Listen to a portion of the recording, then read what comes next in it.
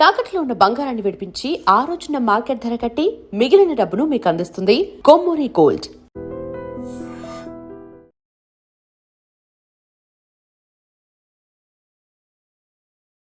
Welcome to iDream.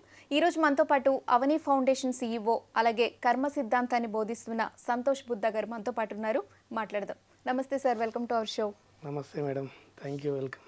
Sir, తల్లిదండ్రులు చేసే కర్మలు పిల్లలకి కర్మబంధంగా ఎలా మారుతాయి?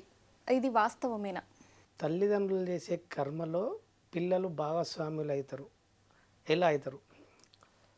సో మనము ఎప్పుడు మనిషి నిత్యము జీవితం ఎప్పుడు యాక్షన్లో ఉంటారు.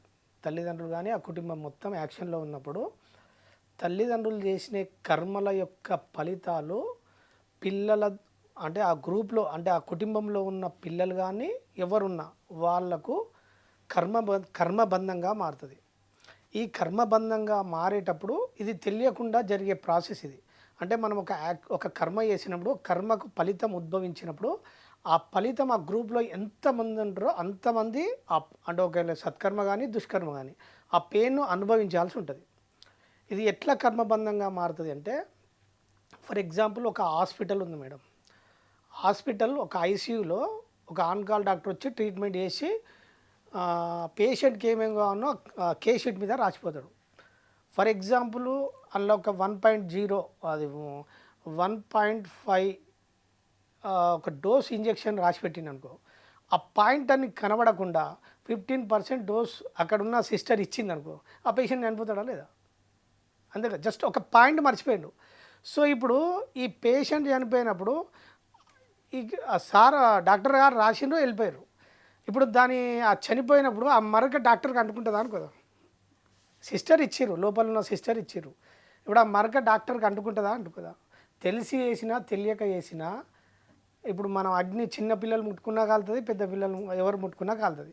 సో అక్కడ ఒక చిన్న పాయింట్, ఒక చిన్న 1.5 అని మిస్ అయిన ఆ మిస్ని చూసి ఆ పేషెంట్ చనిపోతే డాక్టర్కి ఎట్లా పడుతుందో తల్లిదండ్రులు చేసిన కర్మలు ఆ యొక్క ఫలాన్ని తెలియకుండా కుటుంబంలో అందరూ చిక్కుకపోతారు.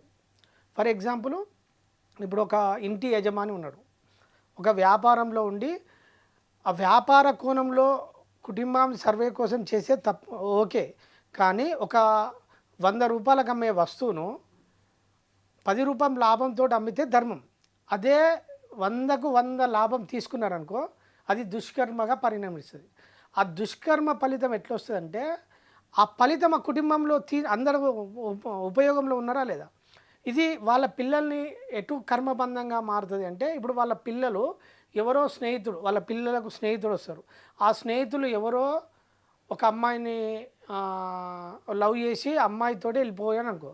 సో ఆ సమయంలో వాళ్ళ ఫ్రెండ్ ఏం చేస్తాడంటే ఈ కుటుంబంలో ఉన్న వీళ్ళ పిల్లల్ని పిలుస్తాడు.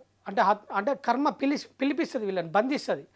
ఆ క్షణంలో అమ్మాయిని ఏదైనా మానభంగం చేయొచ్చు, లేకపోతే ఏదైనా మర్డర్ చేయొచ్చు. జస్ట్ ఈయన బండి మీద ఎక్కించకపోయిన పాపానికి ఆ కర్మ ఈయనకు చుట్టుకుంటుంది. మనం ఏమనుకుంటామంటే ఈయన బండి మీద ఎక్కించకపోతే ఎవరు ఎక్కించకపోయినని డిపార్ట్మెంట్ పరిశీలిస్తుంది కదా.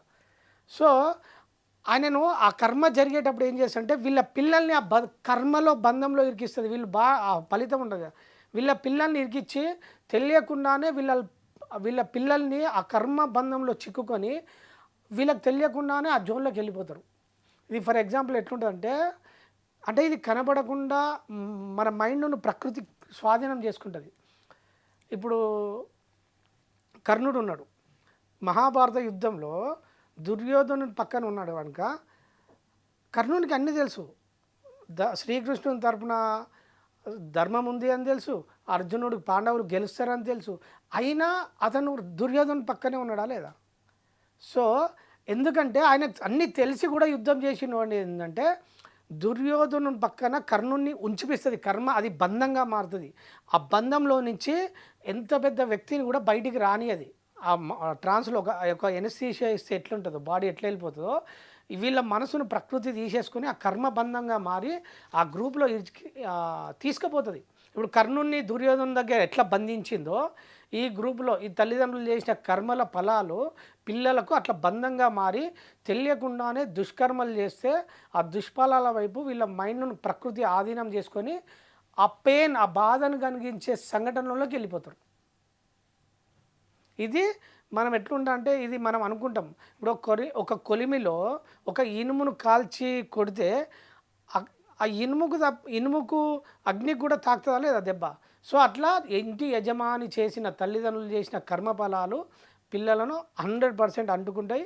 అందుకే తల్లిదండ్రులు ఎప్పుడు నిత్య పుణ్యకర్మలు ఆచరిస్తూ ఆ కుటుంబం బాగుండాలి, మీ పిల్లలు బాగుండాలంటే నిరంతరం డైలీ ప్రతిరోజు ఒక సత్కర్మ పుణ్యకర్మలు ప్రతిరోజు ఆచరిస్తూ ఉన్నప్పుడు మీ జీవితంలో ఎలాంటి ఆటంకాలు రాకుండా ఉంటుంది. దీనికి ప్రకృతి సహకరిస్తుంది. అంటే కేవలం ఈ జన్మలోనే లేదా పూర్వజన్మల్లో చేసుకున్న కర్మలు కూడా పిల్లలకి అనేది అంటే మనము పూర్వజన్మల చేసిన కర్మల ఫలాలంగా ఆ కర్మల ఆధారంగానే మనకి ఈ జీవితం వచ్చింది. ఈ జీవితం ఎందుకు వచ్చిందంటే పూర్వజన్మలో చేసిన కర్మను ఈ లైఫ్ డిసైడ్ చేసింది. దీన్నే మనం ప్రారబ్ధ కర్మ అంటాం. ప్రారబ్ధ కర్మలో మనం ఏ తల్లిదండ్రుల కడుపులో పుట్టాలో లేకపోతే మనకు తల్లిదండ్రుల వల్ల మనకు పిల్లల వల్ల వీళ్ళన్నీ అది మన గత కర్మ ఫలం నిర్ణయించేసింది. సో ఇప్పుడు చేసే కర్మ వల్ల ఫ్యూచర్ నిర్ణయిస్తుంది. ఫ్యూచర్ అంటే మన రేపటి భవిష్యత్తు బాగుండాలి కదా. సో గతం పక్క పెట్టండి. ఇప్పుడు గతాన్ని బట్టి ఈ జీవితం జరుగుతుంది. ఇప్పుడు చేసే ఈ క్షణం మనం చేసే ఆచరించే కర్మల యొక్క ఫలాలు మన భవిష్యత్తుగా మారుతున్నాయా లేదా.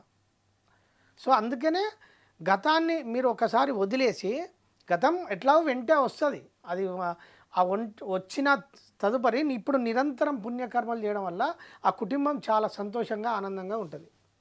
ఓకే, కర్మబంధంగా ఎలా మారుతుందో పిల్లలకి తల్లిదండ్రుల నుంచి వివరంగా ఎక్స్ప్లెయిన్ చేశారు. థ్యాంక్ యూ సో మచ్ అండి.